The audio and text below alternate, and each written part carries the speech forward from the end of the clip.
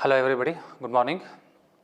So in today's class, we are going to discuss something about the project formulation, that is the construction project formulation. So the name itself says construction project formulation. Here we need to understand three basic parameters. One is construction. What is construction?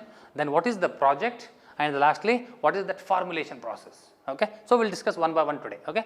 So what is this construction? As we already know, in last class we have discussed regarding the construction activities. Okay. So how the construction process takes place in management, that part we have discussed in detail. Okay. So construction is nothing but if any structure which is going to be built by a proper planning, that is called construction. It's a process, I can say. Yes or no? From the start of the project to the end of the project, that whole process we can call it as it's a construction stage. Okay. It's nothing but an activity, I can say. Then coming to the project. Construction project. Project is nothing but, of course, it might be a mini project, it might be a mega project, it might be a small one, it might be a bigger one, I can say. Okay. So any type of activities or event, it might be a construction related, it might be institutionally related, it might be academic related, it might be a personal, I can say. Okay. So every concept which is having some start, some end, and between that start and end, we have if some activities. That entire process we can call it as a project. It's one what we can say, it's a flow pattern, I can say. Okay, how to finish the task.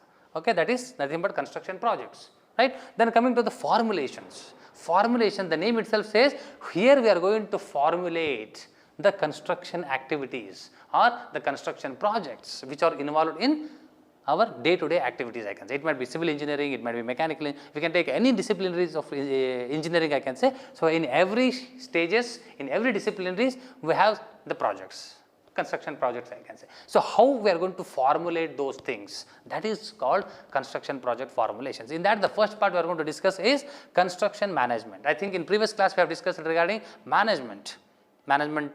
What do you mean by management? That we have discussed in detail. Then what are all the functions of management are there? Then what about their characteristics we have discussed? So every part we have discussed in detail. So in this concept we are going to discuss something about the construction management. There is a difference between management and the construction management. Management, it's a process of planning, organizing, scheduling, detailing, directing, controlling, commanding, etc., etc. We have discussed. Okay. Whereas in terms of construction, if you come across, okay, so how construction management is different than that of management. Yes, or management is a universal law, I can say. It's a whole wide range of involvement is there in management. Whereas construction management, we are specific here. We are going to concentrate a specific construction management. What all the construction activities are there? For example, I am going to build a structure.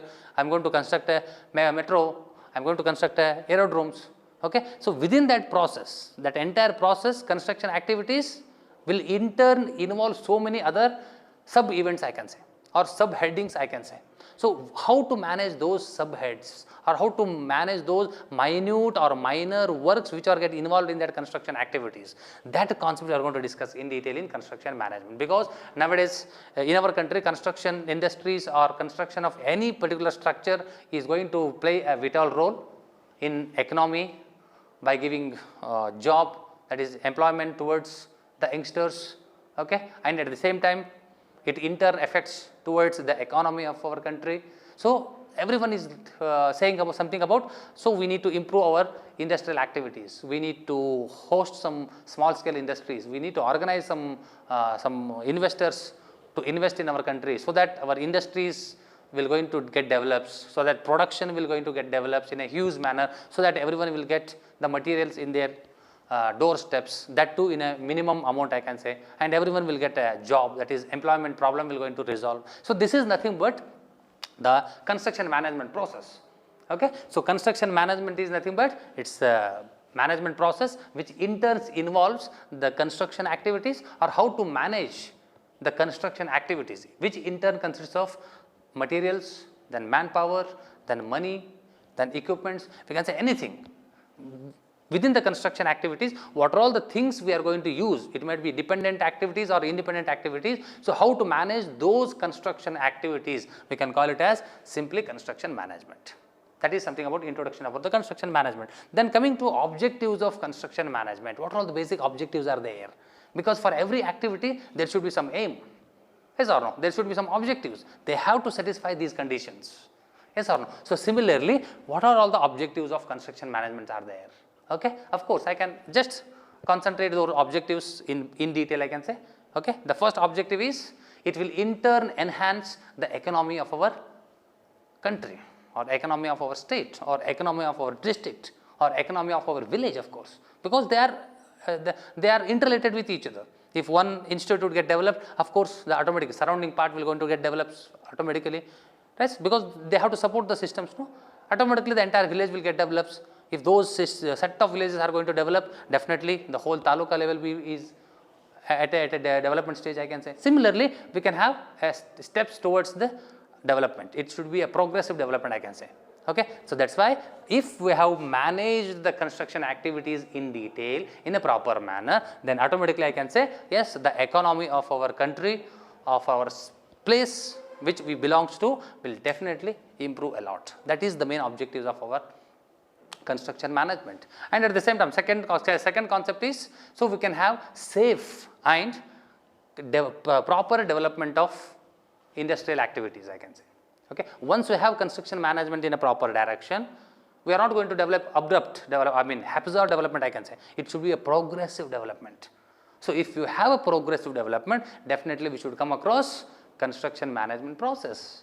If you follow those recommendations, those guidelines given by any authorities or framed by ourselves, I can say, okay, depends upon the systems. Okay, so I can achieve, yes, there should be orderly development takes place. Okay, then the next objective is, of course, employment. We can give employment to the youngsters, so that our revenue will also get developed. Yes, our revenue will also get developed. Then we can take sound decisions. Okay, the one more objectives of our construction management is, once we have planned the things in a very good manner, so I can proudly say that yes, I have a sound decision, because decision making is very important task in construction management. At what stage we are going to procure the material, at what stage we are going to start my project, at what stage we are going to end up the project, everything should be planned. So when the planning will going to execute, if you have a proper decisions. So how to make that proper decision, because decision making will play a major role. So that is also one of the major objective of our construction management, I can say. Then the second one says something about, the next one says something about the motivation. Yes or no? If we have planned in very well manner, definitely it will in turn motivate others. Yes, we have to work in a group, we have to be a team leader, we have to be a leader in that particular system, in that project. So I need to handle the labors, I need to handle the materials. So handling of these materials, men, money, is not a big easy task, I can say. So that comes only through the construction management, I can say. Okay, so the next point says something about creating an organization that works in the team. Yes, teamwork. Nowadays, everyone thinking about the teamwork, because teamwork is having very good efficiency comparing to individual involvement, I can say. Of course, it might be, it's applicable in every aspects of our day-to-day activities, not only related to construction management, I can say. Okay, so these are the basic objectives of construction management. Then the second point says something about the necessity of construction management. Why the construction management is necessary for a civil engineer? Yes, because throughout his entire career, he has to come across construction activities, he has to involve in such events which will dependent as well as independent with respect to duration of time, with respect to the dependent on money criteria, labor's requirement, then equipment strategies, everything is planned. If you fails to execute any one particular point, definitely we are going to suffer a lot, because they are dependent with each other. If one step is going to miss, of course, next to next steps are going to be missed at their own stages, I can say. That's why decision making will play a major role. In that constraints, I can say, what are all the necessaries are there in construction management? Yes, in that I can elaborate the things, something like this: to arrange the completion of the project in a minimum possible time. Of course, what is the necessity of construction management? If you know the construction management process in detail, I can proudly say that yes, within the minimum time, I can finish my project. Within the stipulated time, I can finish the project, because nowadays everyone is thinking about the time bonded projects. See, in our surroundings, everyone is asking about, yes, tell me the time limit. Yes, this is what the starting point of my building. At this point, we have to complete the buildings.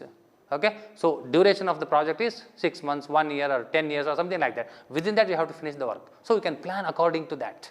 That is called your flow chart and bar chart of that particular activities. Yes or no? So, what is the necessity? It will in turn intimate you how to finish the task in a stipulated time, and at the same time the second point says something about it will in turn tell you how to finish the project in very good economic considerations. By considering the economic criteria, we need to decide how to finish the task. That is also one of the major necessity of construction management, I can say. Then the next point says something about to check the wastage of materials. Of course, nowadays we should not supposed to store the materials more than requirement, I can say, and at the same time while storing the materials, for example cement I can say, steels I can say, okay, because they have their own properties. If you expose the cement to atmosphere, it starts setting. Yes or no? That is why we should be careful while storing the materials. Yes or no? Steel, once again steel is exposed to atmosphere, it starts corrosion. Yes or no? So, we should know how to procure the material, because their individual materials are going to play a individual roles in their procurement, I can say. That is why wastage, once we have planned construction management, definitely I can say wastage of materials should be minimum, I can say. Okay. Then the next point I can say orderly I can progress my entire construction process. If we have planned the construction management process in detail, so I can say I can have an orderly development. So, whatever the time bounds or times I have fixed to complete those tasks, the entire work will going to finish according to that time durations we have allotted. Then the next necessity is improve the quality. Of course, nowadays everyone thinking about the quality. Yes, so we should not supposed to compromise with the quality. So, if we have a proper planning in construction management, definitely I can say yes, I can improve my quality of that activities or project I can say. Okay. So, these are the objectives and necessities and the basics of construction management, I can say. Okay. Then the next point we are going to discuss is the project organization. Okay. So, everyone we are thinking about organizations. Organizations, it is a broader sense I can say. Okay. So, here in this project organization we have two components once again. One is project and one more is organization. Okay. So, what is project? Of course, we have discussed at earlier stage. Okay. Then what is the organization? Organization is nothing but it is a system. Okay. It is a system consists of so many like-minded people, unlike-minded people, right-minded people as well as wrong-minded peoples. Because knowingly or unknowingly, we can't say that everyone is on the same platform. Of course, we are working in the same platform, but we can't say that organization consists of all like-minded peoples, all unlike-minded peoples, all right-minded peoples. Yes or no? So, that is why being a director, being the head of that particular organization or being the managing director or being a project manager in that organization, he has to plan the things according to their nature of work, their subordinates, their knowledge, conditions, etc., etc. I can say. So, by considering all these basic parameters, the head of that particular organization will plan the things how to finish it within the stipulated time. That is why this organization will play a major role. Okay. So, here we are going to discuss something about the project organizations, how the projects are going to be organized in a well manner. That organization in turn consists of so many charts, that is what are the different types of project organizations are there, that part we are going to discuss in detail. Then how to have that management styles we are going to discuss in detail. Then what are all the basic organization functions are there in construction activities, that part also we are going to discuss in today's class of course. Okay. Then coming to the project organization, a project organization is the one in which a structure is created as a separate unit or the divisions within the permanent functional structures. For example, so I am going to say one institutional building or one institution is one organization. Within that we have so many departments. Yes or no? Within the department we have so many sections I can say. Within the sections we have some subjects I can say. Within the subject we have some theoretical subjects, we have some laboratory subjects, we have some project related issues, we have some technical parts issues I can say. So, these are all the separate entities. By combining all these entities, I can say yes, the section is good. If your theoretical concepts and laboratory concepts, then projects, internships, seminars, etc., etc. If you considering all these basic parameters, if the students or whatever the activities you are going to execute within that premises is good in progress, then I can say yes, the section is in a good progress. That one section is in good progress. I can't say that the entire sections are once again having the same phenomenon. No, because each subject is going to be having different characteristics. One subject is having theoretical background, one subject is having a problematic background, I can say. One subject is related to pure mathematical concepts, I can say. So, we should not supposed to say all subjects are of having same weightage. With respect to the requirement, the weightages are going to be distributed. So, by combining all these basic parameters, once the entire section is good, then I can say yes, the entire section is good. Combination of those different sections, whole the department is good, in good progress. That is also an organization, I can say. Okay, we can start from higher to lower, I can say. So, we can categorize that organization in their stages of work. Okay, whole institution is one organization, within that we have so many departments. If I consider one department is an organization, within that we have so many sections.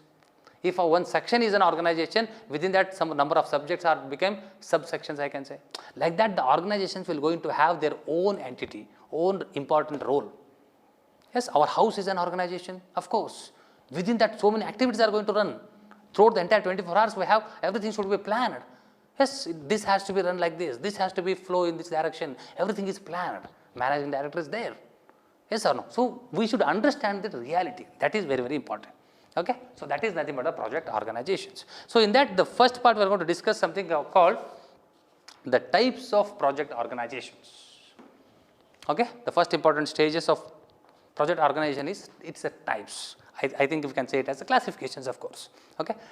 So, basically the type of organizations are classified into 4, or they are divided into 4 groups or 4 categories, I can say. So, the first one is line or military organization, line and staff organization, functional organization and matrix organization.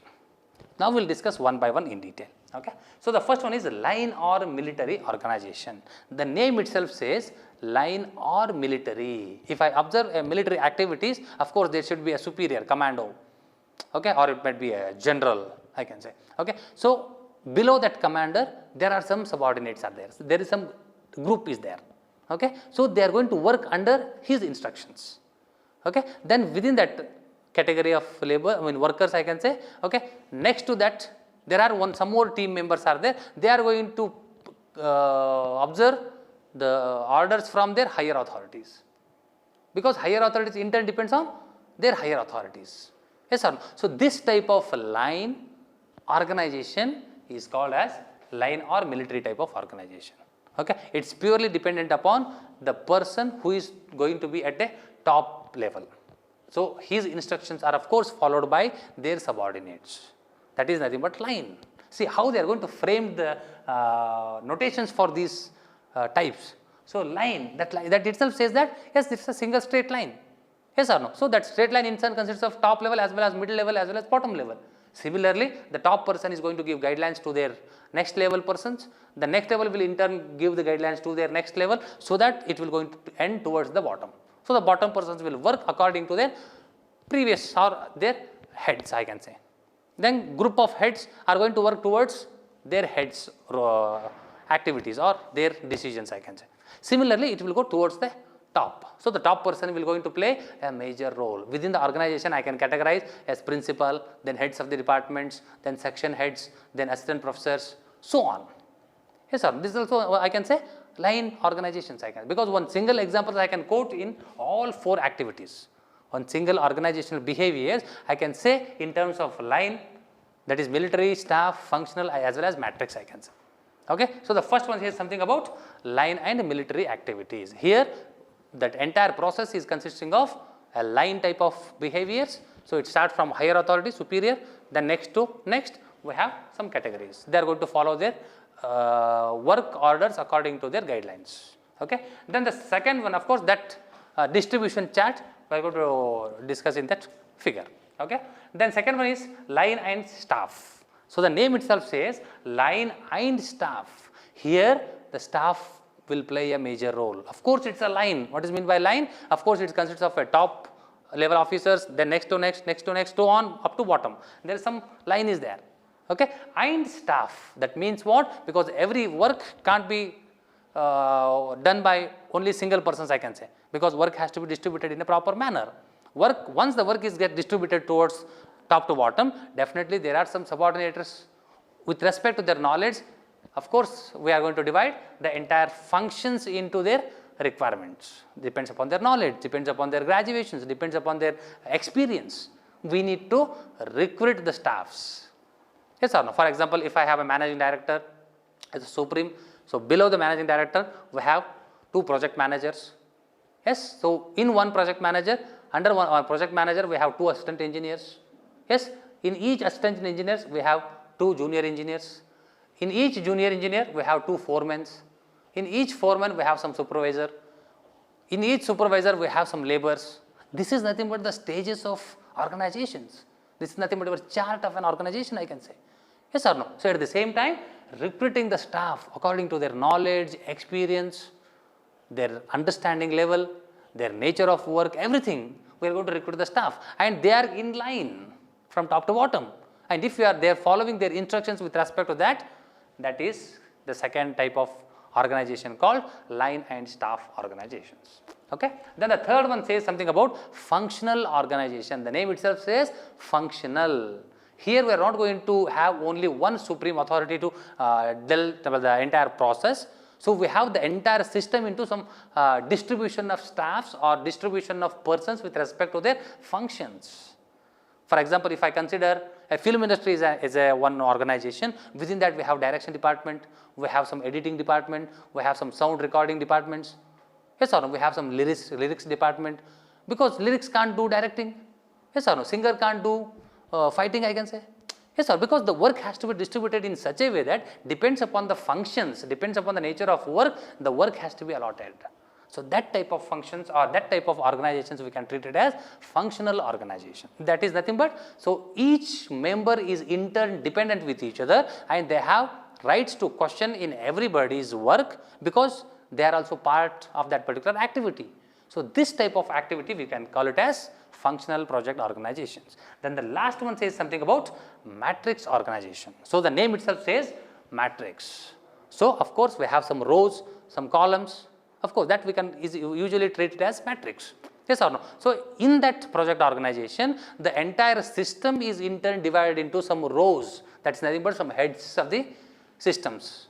It might be managing director in finance, managing director in accounts, managing director in construction, managing director in other activities, miscellaneous work I can say.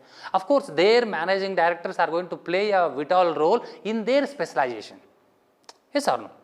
So, if one person is there, main person is in construction activities, within that we have some subordinates, some project managers, then assistant engineers, or what we can say junior engineers or executive engineers, so that we have some categories. But all those assistant engineers or what junior engineer is interrelated with finance at some stage, is interrelated with miscellaneous activities at some stage, is interrelated to some project organization, what you can say miscellaneous activities or construction activities or finance related issues.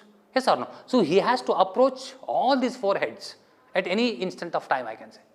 Yes or no? And at the same time, each individual heads of those organizations are having that command to control these staffs. So, what is the progress takes place? Yes. So, this is nothing but a matrix type of systems, that is called the matrix type of project organization. That part we are going to discuss in our chart. Okay. Thank you. Okay. So, now we are going to discuss about the management functions in construction project. Of course, in previous we have discussed regarding what is the construction projects, then what is project organizations, their objectives, necessaries, then their types, everything we have discussed in detail.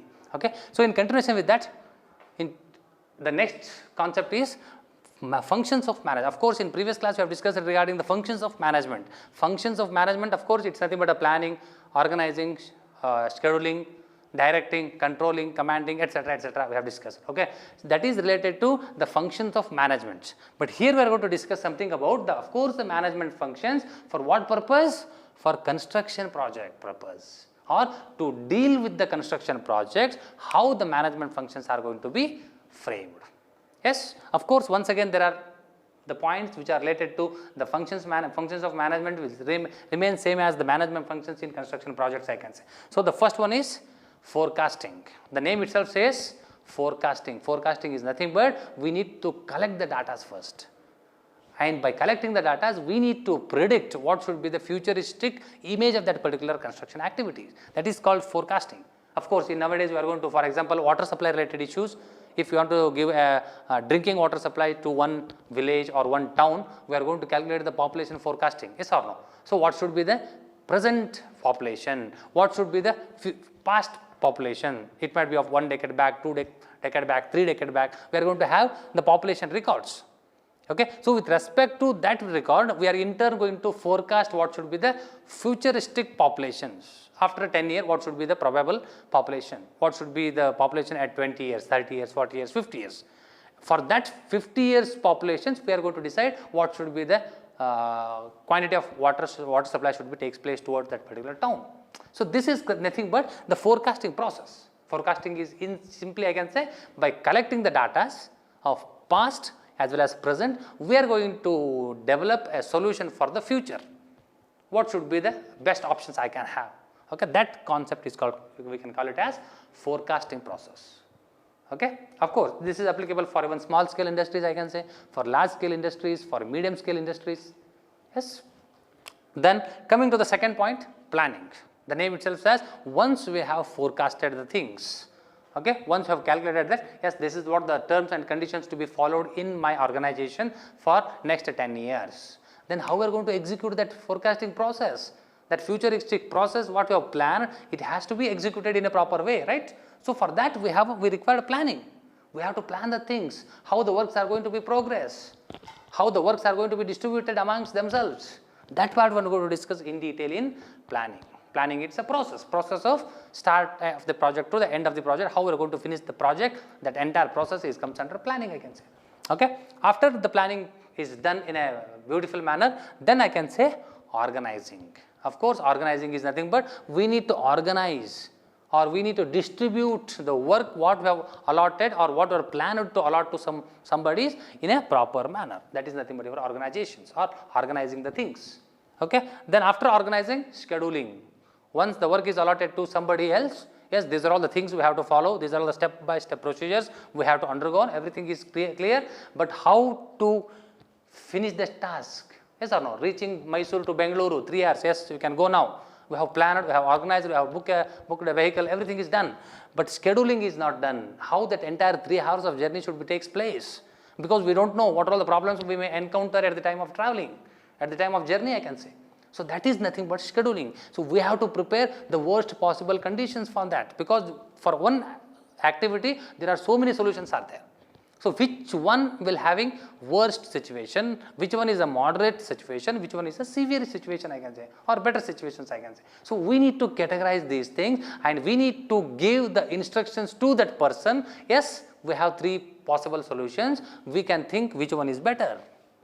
Yes, for that once again we have so many trial and errors. Yes, how to resolve if we come up with a problem or something like that. So, that comes under scheduling. Okay. Once the scheduling is done in a proper way, then next one is staffing, because what we discussed earlier, each one or one single person can't do everything. Yes, the work has to be distributed amongst themselves or among ourselves, I can say. So, if the work is get distributed, definitely according to their knowledge, according to their experience, we need to recruit the staff.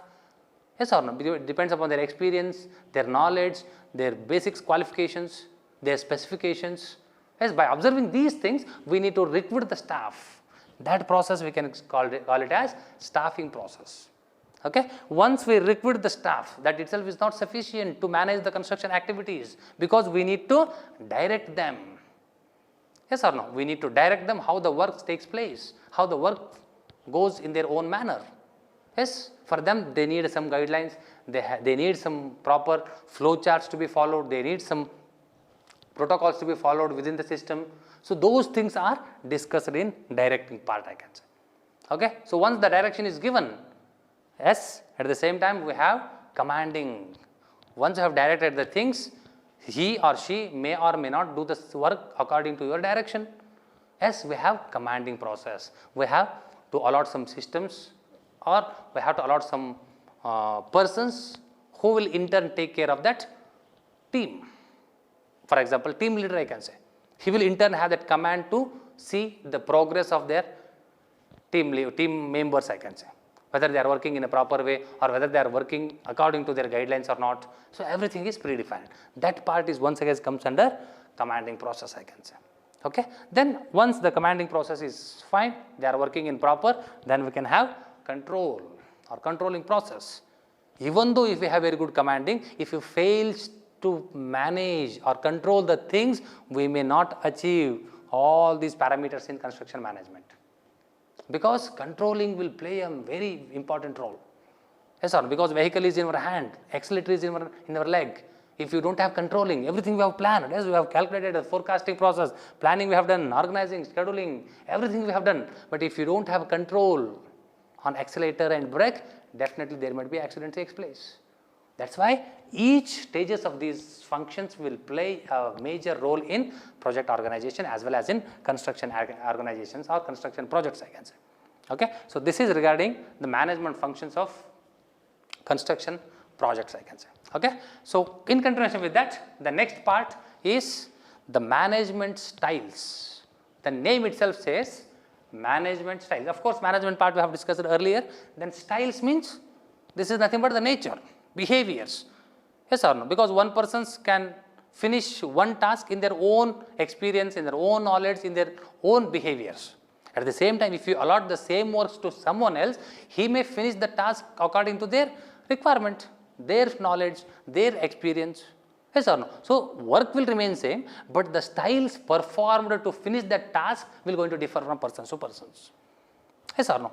Right? If a single subject I can give to 10 people, 10 people will have their own way of understanding, their way of convincing others, but the concept remains the same, but their behaviors, their involvement, their knowledge, their experience, their sharing techniques, everything is going to differ from person to person. That is called methodology I can say.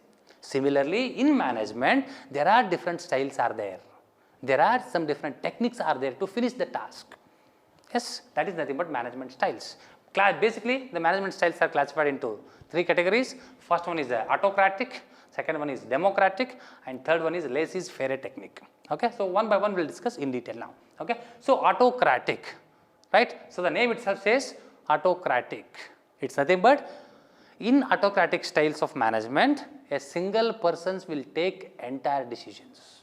Whether it might be a wrong, it might be a right, it might be economical, it might be uneconomical. It's depends on their individual opinion.